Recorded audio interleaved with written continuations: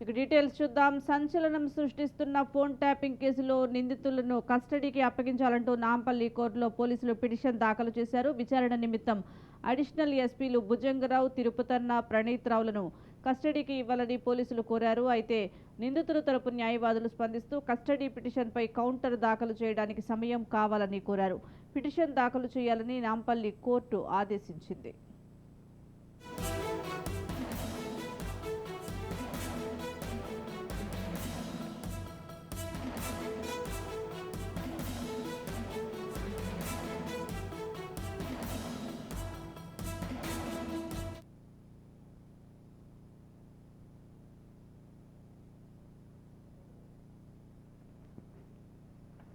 కాగా phone tapping కేసులో A2గా ప్రణీత్ రావు, A4గా భుజంగరావు, A5గా తిరుపతన్న ఉన్నారని, వీరి ముగ్గురిని కస్టడీకి అప్పగించాలని పోలీసులు కోరారు. ప్రధాన నిందితుడిగా ఉన్న ప్రణీత్ రావు కస్టడీ ఇప్పటికే ముగిసింది. అయితే భుజంగరావు, తిరుపతన్నతో పాటు ప్రణీత్ రావును మరోసారి కస్టడీకి ఇవ్వాలని పోలీసులు కోరారు.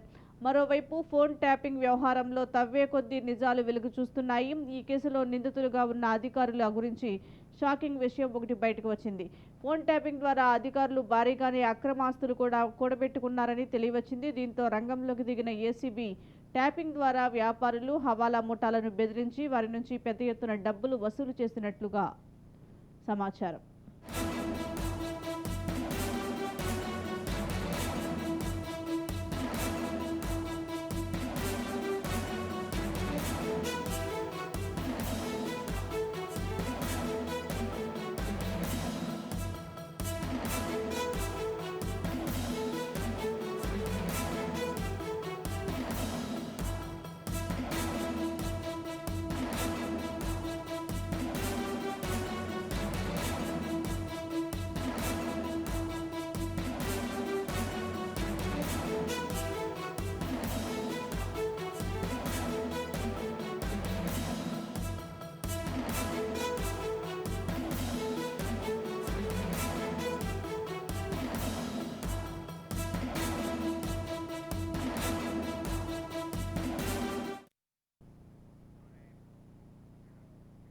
ఫోన్ ట్యాపింగ్ వ్యవహారంకు సంబంధించి మా ఇన్పుట్ ఎడిటర్ కోటిరెడ్డి అందిస్తారు. కోటిరెడ్డి, గత కొద్ది రోజులుగా కుదిపేస్తున్నటువంటి అంశం ఫోన్ ట్యాపింగ్.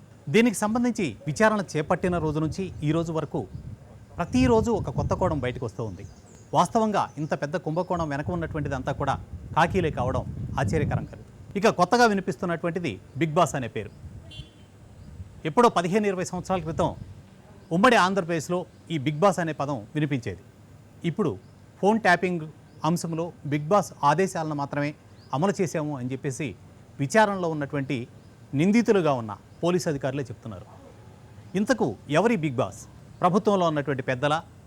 ఆ పెద్దల్లో కూడా ఎవరి ఆదేశాలను వీళ్ళు పాటించారు? ఫోన్ ట్యాపింగ్కు దోహదం చేసినటువంటి అంశాలేంటి? ఎన్నికల షెడ్యూల్ వచ్చిన తర్వాత కూడా అధికారులంతా అధికార పార్టీలో అప్పటికి ఆపద్ధర్మ ప్రభుత్వంగా మారిన తర్వాత కూడా వారికి సంబంధించినటువంటి ఆదేశాలను ఎందుకు పాటించారు? ఇవన్నీ కూడా కీలకమైనటువంటి విషయం. ఈరోజు ముఖ్యమంత్రిగా ఉన్నటువంటి రేవంత్ రెడ్డికి సంబంధించినటువంటి, ఆ రోజు ప్రతిపక్ష నాయకుడిగా ఉన్న రేవంత్ రెడ్డికి సంబంధించినటువంటి కుటుంబ సభ్యుల ఫోన్లను కూడా ట్యాప్ చేశారు. ఇక దీనికి సంబంధించి రోజు రోజుకు వస్తున్నటువంటి రకరకాల కోణాలన్నిటి విశ్లేషించుకుంటూ దీని లోటు ఎంత అనేది ఇక కొత్తగా తెలుస్తున్నటువంటి అంశం, కర్ణాటక ఎన్నికలలో ఇదే ప్రణీత్ రావు టీము ఫోన్ ట్యాపింగ్కు పాల్పడిందనేది. కర్ణాటక ఎన్నికలకు తెలంగాణ రాష్ట్రానికి సంబంధం ఏముంది? అయితే కర్ణాటక ఎన్నికల సందర్భంగా కుమారస్వామి తెలంగాణకు వచ్చి వెళ్ళిపోయిన తర్వాత అక్కడ వీళ్ళ అవసరం గుర్తించి మొత్తం మీద ఇక్కడ ఉన్నటువంటి టీం మొత్తం కుమారస్వామి కోసం పనిచేసిందనేది కొత్తగా వెలుగులోకి వస్తున్నటువంటి అంశం. కర్ణాటక ఎన్నికల సమయంలో అక్కడ ఉన్నటువంటి బీజేపీ, కాంగ్రెస్ నాయకులకు సంబంధించినటువంటి ఫోన్లన్నీ ట్యాప్ చేసి ఆ ఎన్నికలలో ధన ప్రవాహానికి సంబంధించినటువంటి సమాచారం మొత్తాన్ని కూడా కుమారస్వామికి వీరంతా అందజేశారని తెలుస్తోంది. అంటే ఫోన్ ట్యాపింగ్ అంశాలు తెలంగాణ రాష్ట్రాన్ని దాటి పక్కన ఉన్నటువంటి కర్ణాటక రాష్ట్రాన్ని కూడా చేరాయి. అప్పట్లో బీఆర్ఎస్ దేశవ్యాప్తంగా కూడా ప్రచారం చేయాలనేటువంటి తాపత్రయంలో ఉంది. జాతీయ పార్టీగా ఆవిర్భవించాలనేటువంటి ప్రయత్నాల్లో భాగంగా ఉన్నప్పుడు కేసీఆర్ను కలిసి మద్దతు ప్రకటించిన వాళ్ళలో కుమారస్వామి ఒకరు. సో ఆ కృతజ్ఞతాపూర్వకంగానే ఇదంతా చేశారా అనేది ఒక సందేహం. ఇక దీని కోణాలు మరిన్ని బయటకు వచ్చేటువంటి అవకాశాలు కనిపిస్తున్నాయి. ఇదంతా ఒక కోణం. రెండవది, ప్రభుత్వంలో ఉన్నటువంటి పెద్దలు ఇచ్చినటువంటి అవకాశాన్ని సొంతానికి వాడుకున్నటువంటి తీరు మరింత గర్హనీయం. ఎవరైతే ఇంటెలిజెన్స్ చీఫ్గా ఉన్నారో ఆ ప్రభాకర్ రావు చేసినటువంటి అక్రమాలు, ప్రభాకర్ రావు ఆదేశాల మేరకు దిగువన ఉన్నటువంటి సిబ్బంది మొత్తం కూడా ప్రణీత్ రావు వరకు కూడా ప్రణీత్ రావు కింద పనిచేసినటువంటి టీం మొత్తం చేసినటువంటి అక్రమాలు కోకోలలుగా కనిపిస్తున్నాయి. ప్రధానంగా గతంలో కూడా చెప్పుకున్నాం మనం, మేడ్చల్, రంగారెడ్డి, సంగారెడ్డి ఈ జిల్లాలకు సంబంధించినటువంటి కలెక్టర్ల ఫోన్లను కూడా ట్యాప్ చేసి జీవో 59 కానీ లేదా వివాదాస్పద భూములకు సంబంధించినవి కానీ వీటికి సంబంధించినటువంటి అంశాలన్నింటినీ ఫోన్లు ట్యాప్ చేయడం ద్వారా తెలుసుకొని కలెక్టర్లని బెదిరించి, ప్రలోభపెట్టి, మభ్యపెట్టి మొత్తం మీద ఆ ఆస్తులన్నింటినీ వీరికి అనుకూలంగా మార్చుకున్నారు అనేది ఒక ప్రధానమైనటువంటి ఆరోపణ.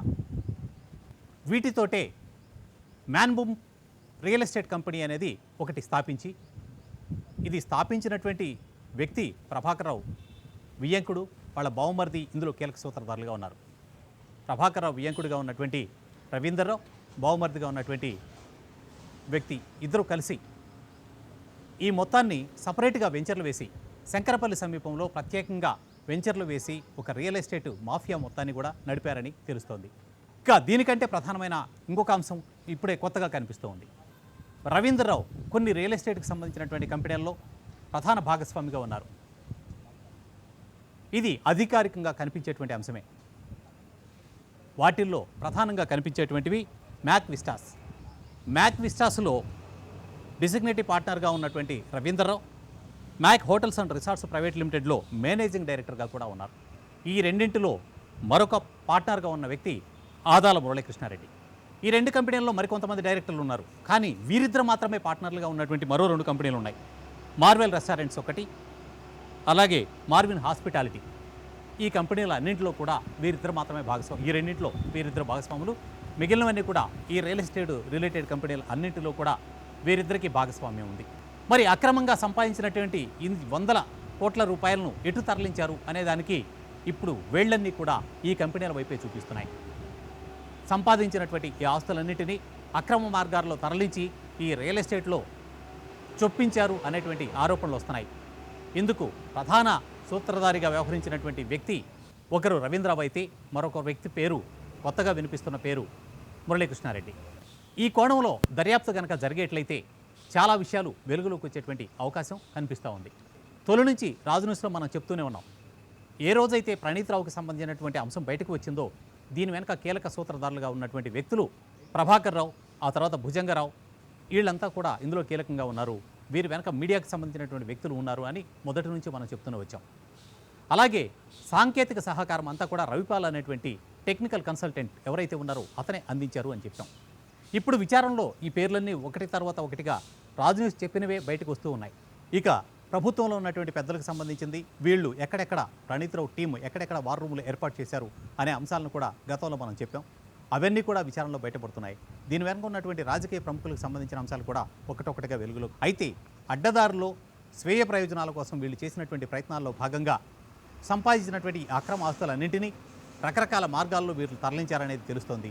ఈ తరలించినటువంటి అన్నీ కూడా ఈ రియల్ ఎస్టేట్కి సంబంధించినటువంటి ఆ మాక్ ప్రాజెక్ట్స్ కానీ, లేదు అంటే వీళ్ళకి సంబంధించినటువంటి మ్యాన్బూమ్ రియల్ ఎస్టేటు వీటిల్లో వెంచర్లు వేయడానికి వీటికి ఉపయోగించి అడ్డదారుల్లో వందల కోట్ల రూపాయలు సంపాదించారనేటువంటి ఆరోపణలు వస్తున్నాయి.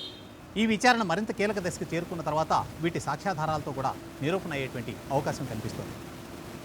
ఇక బీఆర్ఎస్ పెద్దలు ఒకరి తర్వాత ఒకరుగా భుజాలు తడుముకుంటున్నారు. ఆ తీరు కూడా వారు చేసినటువంటి తప్పులను కప్పిపుచ్చేందుకు ప్రయత్నిస్తున్నారనేది ప్రజలకు కూడా అర్థమవుతున్నటువంటి తీరు కనిపిస్తూ ఉంది.